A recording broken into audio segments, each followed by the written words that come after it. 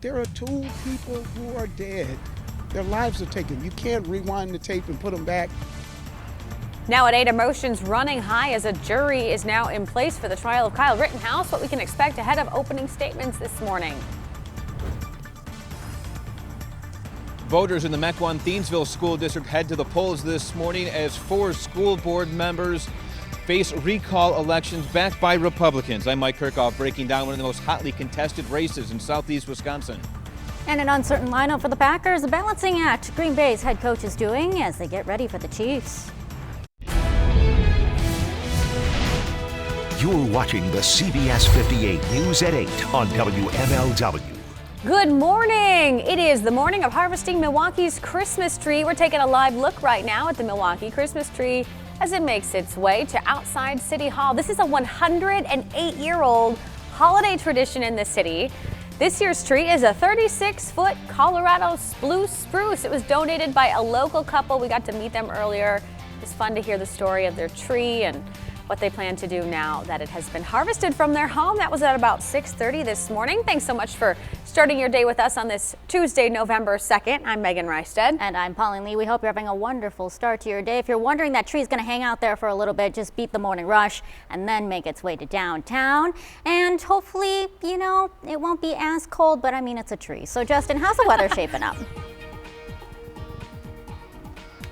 Yeah, it's a tree. So the tree doesn't matter if it's cold or if it's not. Temps out there right now, some of you warm and some of you cooling, just depends on where you live, but kind of seasonably chilly. 35 in Milwaukee, that's pretty much right at average. 29 in Mequon as well as Watertown, and 30 right now in the Waukesha as well as Burlington area. So a lot of us in the upper 20s and some 30s. Now that November chill, that's going to last here for the next couple of days. That's a big thing to know. The second thing you need to know is we do stay dry. Good amount of sunshine, but we'll let you know when a couple of clouds return and when temps warm back up. Coming up in Ready Weather. All right, Justin, thank you. We are expecting opening statements to begin in about an hour or so for day 2 of the trial of Kyle Rittenhouse as it gets underway. Now on Monday, attorneys were successful in selecting a jury of 12 plus 8 alternates. This morning, CBS 58's Kim Shine, she's live in Kenosha with what's expected to happen today. Well, the jury, it's made up of 9 men and 11 women. Just one of those people is a person of color. And yes, they will hear those opening statements. They should begin around 9 o'clock. Can we all agree that human life is more valuable than property? Is there anyone who disagrees with that statement? Seeing no hands.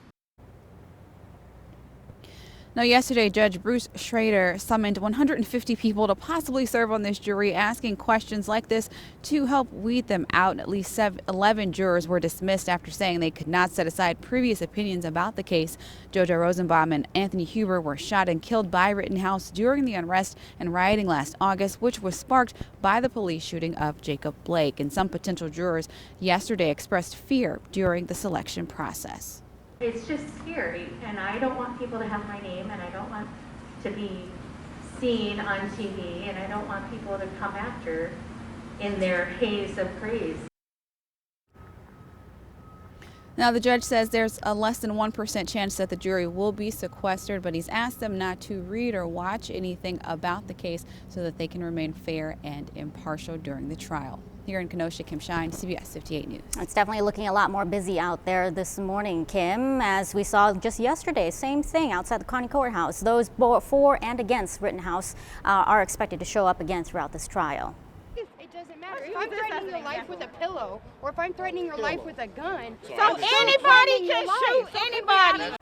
Both sides, they see this case as bigger than just Kyle Rittenhouse and extending to the national debate over gun control and racial justice. Some say Rittenhouse has become somewhat of an icon for self-defense. Among those protesting against Rittenhouse was the family of Jacob Blake, who was shot by a Kenosha police officer, sparking those nights of protests and unrest last summer. I'm damn upset, and I don't want the injustice that happened to the Blake family to happen to these 2 young men's families. He goes through a lot. His family has gone through a whole lot of hell because of the choices that they made, and I want to stand here in support. Be sure to stay with CBS 58 around the clock coverage. We've got it for you of the Rittenhouse trial. Our crews will be in court every single day to bring you the latest developments, and you can also follow the trial on our website, cbs58.com. More than half the Mequon-Thiensville school board members face recall elections today. Polls opened about an hour ago. Our co-anchor Mike Kirchhoff, he's live outside one of the polling places in Mequon with more on why, Mike, this election has made national headlines. Yeah, well, it's a popular place to be already here at Mequon City Hall. About 50, 60 or so people already out here voted this morning. A couple long lines right at 7 o'clock when polls open, but otherwise it's just been pretty steady. It is part of a national trend, these school board recall elections. This year, there have been 82 recall attempts. Last year, just 29. But nationwide, only one of those has succeeded so far at any school board in the country. The group Restore MTSD hopes that changes tonight. Most of those recall attempts failed because they could not get enough signatures. They failed to recall that trigger that recall attempt. Recall organizers here gathered more than 18,000 signatures. That makes this one different. That's why even the New York Times has written about this. The polling places here are the same as last November, with the exception of Mequon. Voters that normally vote at Lumen Christi, they'll vote here at Mequon City Hall. 4 members of the 7-person school board are up for recall, but it is each seat that is up, with 1 challenger per seat. Voters don't just choose their top 4 like most school board races. Now, this is a look at a sample ballot from the board's website. Note that it does not say who the incumbent is, and it's not consistent with who is listed first, incumbent or challenger. Kahn, Schultz, Hollander, and Francoeur are the incumbents. They're being challenged by Kittle, Johnson, Lorenz, and Rebels. Now, school board are supposed to be nonpartisan, but this election has drawn a lot of political interest, including from Republican donor Richard Eline. I talked with both clerks yesterday. They both said everything remains the same. It's the same type of ballot, the same ballot counting machine, the same procedure for observers of this election. The only change, one small change with the voting locations from Lumen Christi here at Mequon City Hall. Now, we'll have results for you coming up tonight on the CBS 58 News on WMLW at 9 o'clock. That's about when we expect those results to come in. We'll also have them for you online at CBS58.com. At Mequon City Hall, Mike Kirchhoff, CBS 58 News. Thanks, Mike. Across the nation, there's several races that we're watching this morning. Political experts are keeping a close eye on the Virginia governor's race. Former Democratic Governor Terry McAuliffe is up against Republican Glenn Youngkin. Polls put the candidates in a dead heat. Democrats have been trying to get Youngkin to former President Donald Trump, who lost Virginia by more than 10 points to Joe Biden last year. Donald Trump issued 2 statements attacking me and endorsing Glenn Youngkin today, too. What does that tell you? We get to stand up and say no to this left liberal progressive agenda that's trying to take us over. No. Virginia has been trending Democratic. It voted for Obama twice, Hillary Clinton in 2016 and Joe Biden last year. But it used to be a solidly Republican state for decades before that. If Republicans can make a comeback in Virginia, it could be a sign of how midterm elections will swing next year. Well, in New Jersey, the governor race there, a win for Democratic Governor Phil Murphy would be a win for the party as a whole, since he'd be the first Democratic governor to be reelected in the state since 1977. It's also another test to see if New Jersey voters will continue voting blue like they did for Biden.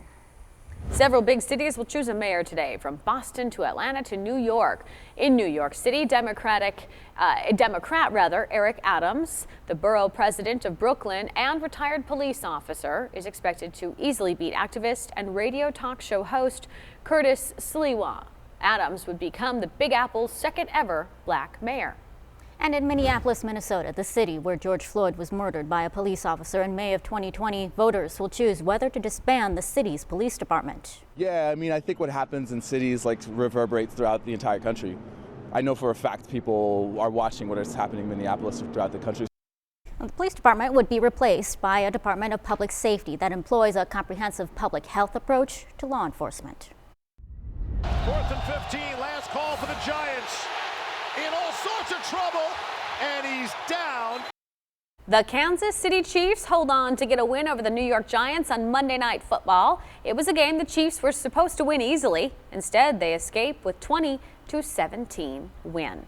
It sets up another road challenge for the Green Bay Packers as they head to Kansas City this weekend. Yeah, and they're still dealing with some injuries and some COVID-related challenges. Alan Lazard, he returned to practice. Marquez Valdez-Scantling also at practice, but he might not be able to play because of a hamstring injury. Top wideout Devontae Adams has not come off the COVID reserve list just yet, but he is expected back on Thursday. Still uncertain, though, if the top wideout in the league will be playing.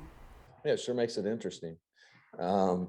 But you gotta, you just gotta do the best job you can. I think that's just something that we look at each game is how do you want to attack whoever it is you're playing. And by the way, the NFL's trade deadline is later today. Packers head coach Matt LaFleur says they could be making a move if the right opportunity presents itself. The November issue of MKE Lifestyle just came out. We're talking with the magazine's publisher for a look at the top power couples of Southeast Wisconsin. Milwaukee's Christmas tree used to be there. Now it's there, and soon it's going to be at City Hall. We're going to talk to the homeowners that live here that donated the tree coming up next. Stick around.